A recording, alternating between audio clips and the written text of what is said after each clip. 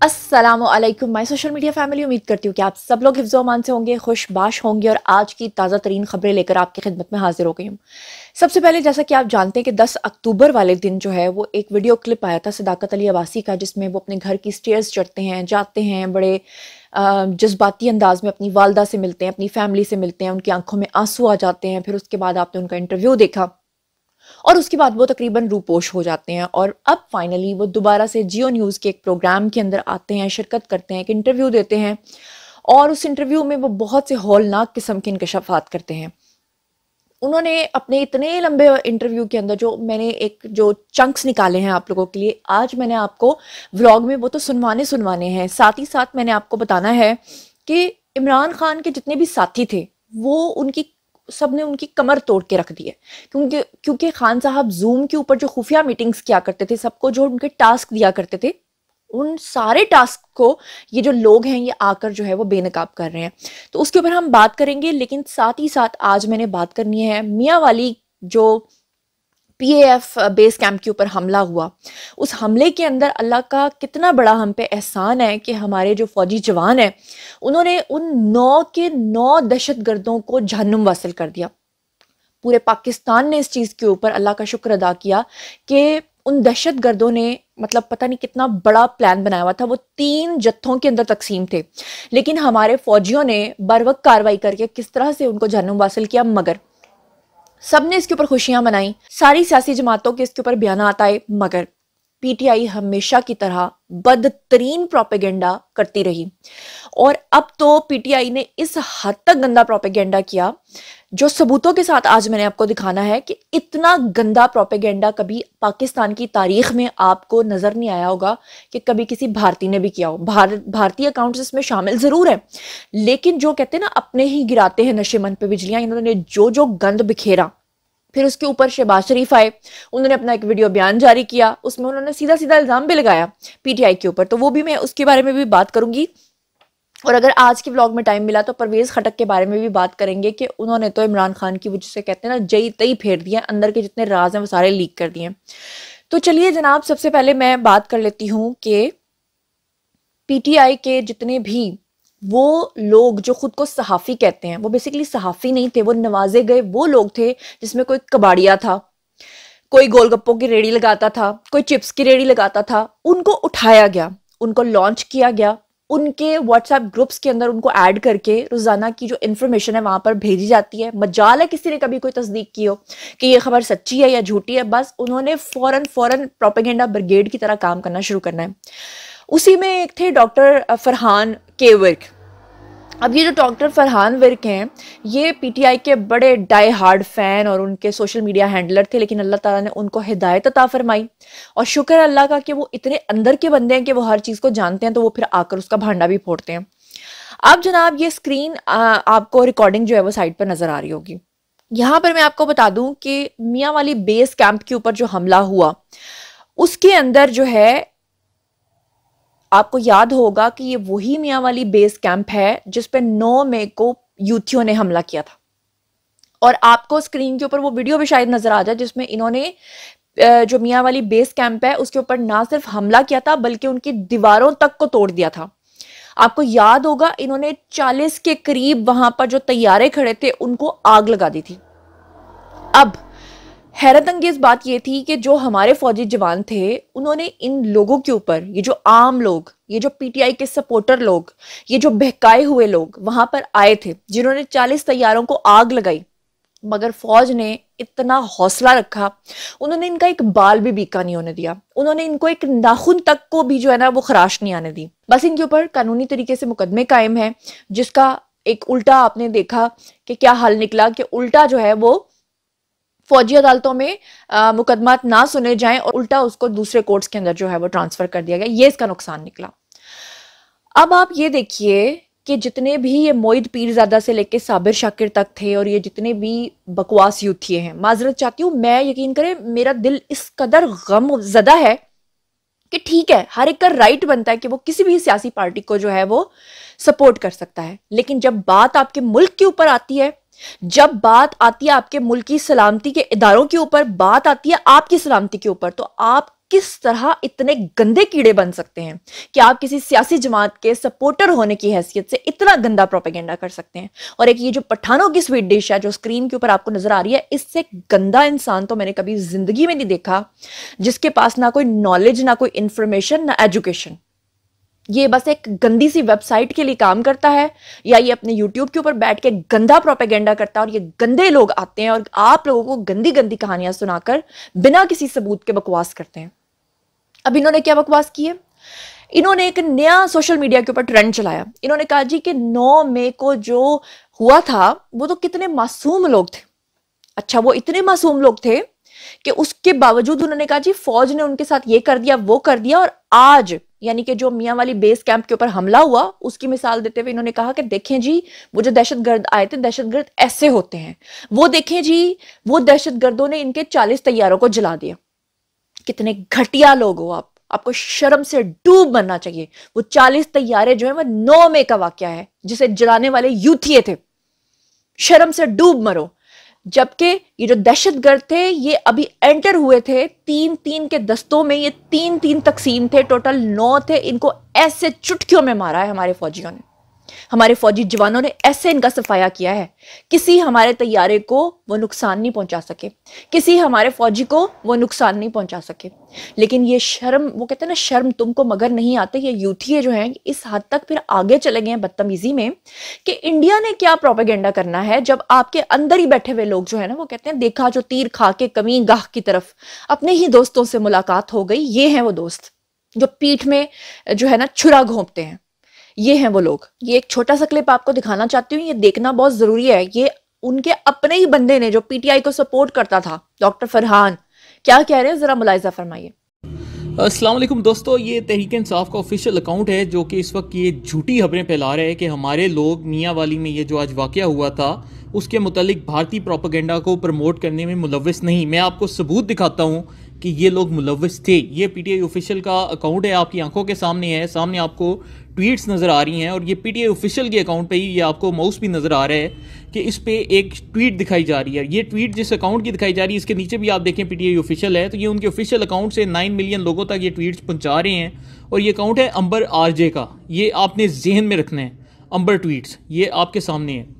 इसी अकाउंट की ये ट्वीट देखें जिस अकाउंट में आपको इसकी टाइमलाइन भी नज़र आ रही है, जिसमें ये अकाउंट कह रहा है कि 40 से ज़ायद तैयारे भारतीय लोगों ने मतलब मियाँ वाली एयरबेस में ये हमला करके तबाह कर दिए हैं।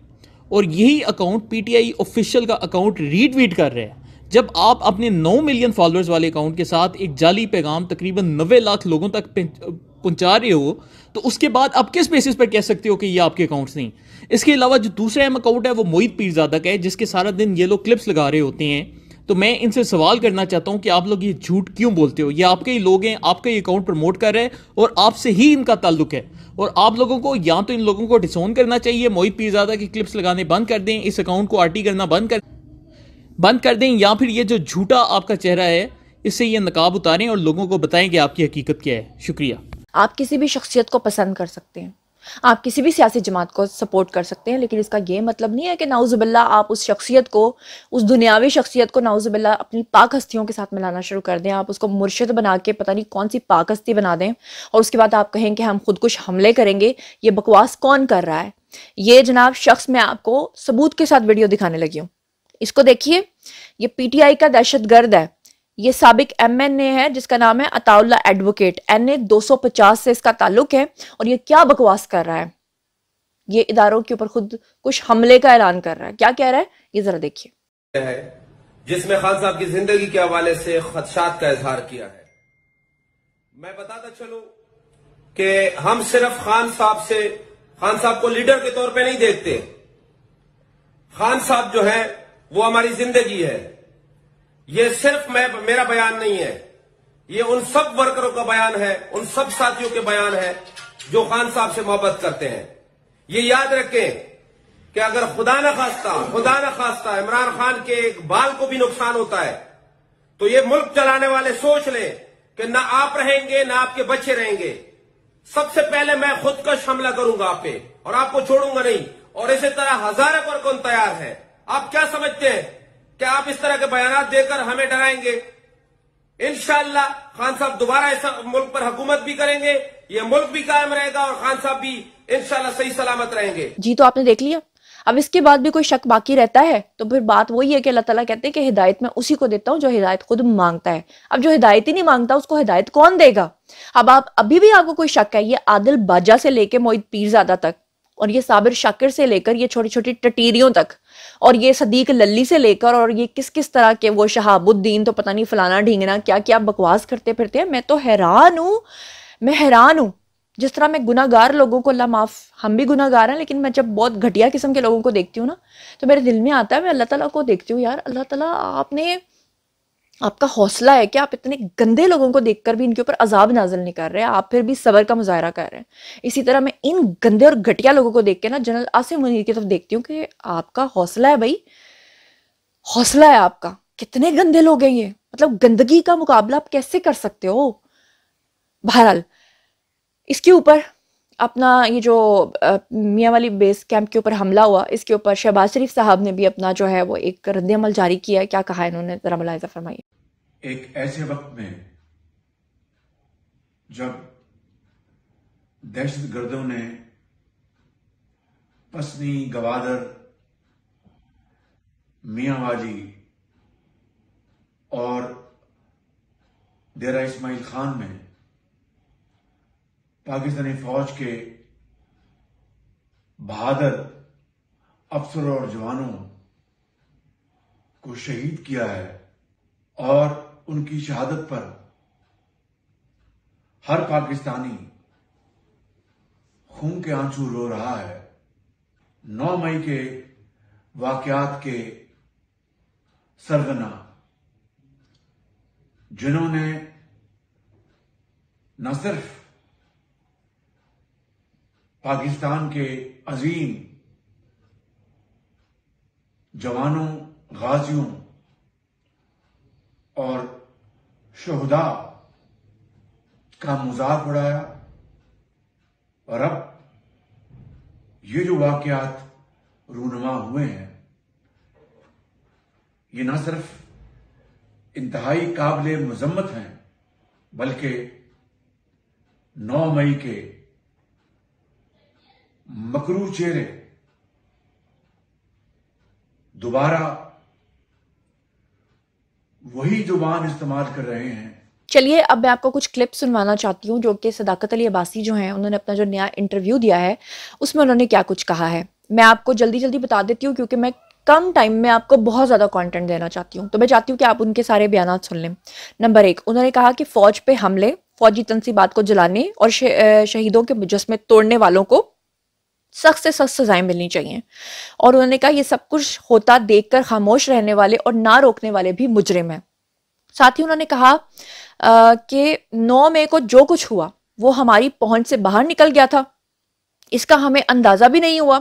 इससे पहले कभी कौमी सलामती के इदारों पे इस तरह हमले नहीं हुए। उन्होंने कहा ये इंतहा थी और इसका रिएक्शन जो है वो इदारों की जानिब से आया और हालात की संगीनी इतनी हो गई कि पार्टी और सियासत को छोड़ना पड़ा, यानी उनको। फिर उन्होंने कहा कि पीटीआई ने मुआशरे और नौजवानों में रवादारी का जो कल्चर है उसको तबाह कर दिया, मतलब एक ऐसी गंदी नस्ल तैयार की है। मैं उस दिन एक आर्टिकल पढ़ रही थी जिसमें ये कह रहे थे कि सन 2000 में जितने भी लोग पैदा हुए हैं, 2000 से लेके 2023 तक, अब वो जितने भी साल के हो गए हैं, 22, 23, 24 साल के वो हो गए हैं। सोचिए कि जब ये गंदे लोग जो टिकटॉक के ऊपर जो है डांस करते हैं, और टिकटॉक के ऊपर डांस करना चलो ठीक है, बुरी बात नहीं है, मैं उस तरह से नहीं कह रही कि वो चलो जी हल्ला गुल्ला कर लिया, चलो जी ये नई पौध है, लेकिन जो गंदगी ये फैलाते हैं, सोचेंगे आगे आने वाली नस्ल क्या पैदा करेंगे और उनको ये क्या बनाएंगे। सोचिए खान साहब ने हमारी कौम को क्या दिया है। अब आइंदा आने वाले 50-60 साल तक हमें ये गंद बर्दाश्त करना पड़ना है, इसी गंद के साथ हमें जीना पड़ना है। इसीलिए कहते हैं कि अपनी नस्लों के ऊपर कभी टॉलरेट ना करो, लेकिन अब तो नस्लों का भी मेरे ख्याल से कोई एतबार नहीं रहा, हर एक को अपना डीएनए करा लेना चाहिए। बहरहाल सदाकत अब्बासी जो हैं वो अपनी वालदा का जिक्र करते हुए भी आप दीदा हुए, जबकि आपको याद है कि नवाज शरीफ की जो मिसेज हैं उनका किस तरह से मजाक उड़ाती थी पीटीआई, यहाँ तक कि उनके बारे में यहाँ तक कह दिया गया था कि जब उनकी डेथ हुई थी कि उनको तो पार्सल कराया गया। उनकी तो लाश जो है उसको पार्सल कराया गया है। अफसोस की बात है कि जब अपनी वालदा के लिए आंखों से आंसू निकलते हैं ना, तो शायद आप सोच लें कि किसी दूसरे की वालदा का भी क्या एहतराम होता है। फिर उसके बाद उन्होंने कहा कि पीटीआई की सबसे बड़ी गलती जो है वो कौमी सलामती के इदारों से झगड़ा मोल लेना था। और फिर उसके बाद उन्होंने कहा कि ऐसा करने से पाकिस्तान दुश्मनों को ज़बान मिली। ये सब कुछ उन्होंने जो कुछ भी कहा है, मैं चाहती हूँ कि 1 या 2 मिनट के दौरानिए के अंदर अंदर उनके पूरे 40 मिनट के इंटरव्यू का खुलासा जो है वो मैं आपको दिखा दूँ। क्या कहा सदाकत अली बासी ने, हैव अ लुक। मैं ये समझता हूँ उनको सजा मिलनी चाहिए। जिसने वो हद पार की है, कोई पीसफुल प्रोटेस्ट कर रहा था, किसी के हाथ में डंडा था, किसी ने अगर कोई चीज़ तोड़ी है, और किसी भी शुहदा जो हमारा फ़ख्र है और हमारा एजाज़ है, अगर किसी ने किया है तो कोई भी जी शऊर आदमी मैं समझता हूँ कि उसको ना उस बयानिया को सपोर्ट कर सकते हैं और ना इस अमल को कि हमारा मैं कहता हूँ शुहदा वाली बात तो वैसे भी एक मिली एक दीनी बात है, एक जज्बाती बात है कि एक आदमी ने हमारे लिए जान दी और हम उसके निशानी को तोड़ें। वैसे भी कौमी सलामती के इदारे की तज़हीक भी करना, चाहे वो कोई भी करे, मेरी पार्टी करे या जो मैं दूसरे करे, मैं समझता हूँ कि ये वंस एंड फॉर ऑल इस पे पाबंदी लगनी चाहिए। लेकिन बहरहाल एक मैं पार्टी के अंदर एक ग्रुप था हमारे दोस्तों का जो बहुत ही एक्सट्रीम पोजीशन लेता था, और जैसे मैंने कहा कि जो थोड़े से मफामती थे। कौन कौन थे ये? मैं अब सिर्फ ये है कि मैं अब चूंकि मैं सियासत से निकल गया हूँ तो किसी को मैं ऐसा डायरेक्ट नहीं करना चाह रहा, लेकिन वो आप सबको पता है कि एक जैसे होता है ना कि एक मुज़ाहमत वाले एक मफाहमत वाले, तो मुज़ाहमत वालों की इसमें काफ़ी गलतियां हैं। अली इलाका जहाद में गया था, वैसे फैमिली के साथ भी गया था, दरमियान में मैं फैमिली से किसी वजह से डिस्कनेक्ट हो गया था, तो वो बस कुछ ऐसी वजूहात हैं जो मैं नहीं समझता कि किसी वक्त आपको बताऊंगा। कुछ इंसान की बाज़ अपनी ज़ाती मजबूरियाँ भी हो जाती हैं कि बंदा नहीं अपने ख़ानदान को बता सकता, तो बस वो वजूहात थी और मैं कोई बहुत ज़्यादा जज्बाती हो गया। मुझे वालदा की कुछ सेहत का मुझे पता चला कि वो ख़राब है, तो फिर मैं इस वजह से बहुत जज्बाती हो गया और अभी भी मैं जज्बाती हो रहा हूँ। जी तो जनाब, ये था आज का वीडियो। माजरत चाहती हूँ कि मैं आज जज्बाती हो गई। मुझे समझ नहीं आता, मेरी टीम से लेके सारी दुनिया मुझे कहती है कि पीटीआई का साथ दो, इनके हक में वीडियोस बनाया करो ताकि तुम्हें ज़्यादा व्यूज़ आएँ। मेरा ज़मीर नहीं गवारा करता। मैं जब थोड़ा सा सोचती हूँ कि यार थोड़ा हाथ तो हला रखो, ऐसी गंदी हरकत करते हैं, ऐसी गलीज हरकत करते हैं। और यकीन करें, अफसोस की बात यह है कि जितने भी यूथिया सहाफ़ी हैं ये आते हैं सोशल मीडिया पे सिर्फ व्यूज़ की खातिर, कसम खा के कहती हूँ, व्यूज़ की खातिर आप लोगों को पागल बनाते हैं। बाद में जब ऑफ द रिकॉर्ड हम लोग इनसे बात करते हैं कि आप लोगों ने ये खबर शेयर की तो झूठी थी, तो वो कहते हैं कोई बात नहीं, ये साबिर शाकर का अपना बयान है कि अगर अपने मुल्क के लिए झूठ भी बोलना पड़े तो बोल लो। ये ऐसे गंदे गंदे लोग हैं कि ये सिर्फ व्यूज़ की खातिर, जैसे आप कहते हैं ना कि वो शहद की मक्खी जो है उसका क्या मकाम है कि वो एक शहद बनाती है, पूरी दुनिया में वो शिफा के तौर पे जाना जाता है, और गंदी मक्खी जो है वो जहाँ पे बैठती है गंद पे बैठती है। तो ये इनका हिसाब ना वो गंद की मक्खियाँ हैं, इनको इस बात से कोई लेना देना नहीं कि मुल्क का क्या बयानियाँ हम बनाकर क्या मुल्क को नुकसान पहुँचा रहे हैं। उनको सिर्फ यूट्यूब के ऊपर और फेसबुक के ऊपर उनको व्यूज़ चाहिए, जिसका गंदा खेल खेल कर वो आपके दिमागों से खेल रहे हैं। फैसला आपने करना है, आगे आपकी मर्जी है। मेरा काम है सच बोलना, अल्हम्दुलिल्लाह कम से कम इतना तो है कि ज़मीर के ऊपर कोई बोझ नहीं। बहरहाल बारी है आपकी। आइए कमेंट सेक्शन में बताइए कि आप इन तमाम खबरों के बारे में अब भी आपके दिल में कोई ज़र्रती बराबर भी कोई ज़रा बराबर भी कोई शक रह गया है, और अगर अब भी अगर आप नहीं ना मानते तो फिर आप मान लीजिए कि आपकी नस्ल फ़िरौन की नस्ल है। याद रखिए कि हर फ़िरौन को मानने वाला एक मूसा ज़रूर पैदा होता है। माजरत चाहती हूँ फिर से, बड़े सख्त अल्फाज बोले हैं, लेकिन तकलीफ होती है अपने मुल्क के लिए सब कुछ देखकर। आप लोग जो कुछ भी सोचते समझते हैं, आपको मुकम्मल आज़ादी है। आइए कमेंट सेक्शन में लिखिए, पर्सनली जवाब दूंगी। मज़ीद खबरें, व्लॉग्स, इंटरव्यूज़ और सियासी तज़किरे जानने के लिए मेरे साथ कनेक्टेड रहना हरगिज़ मत भूलिएगा। अपना बहुत ख्याल रखिएगा। अल्लाह निगहबान।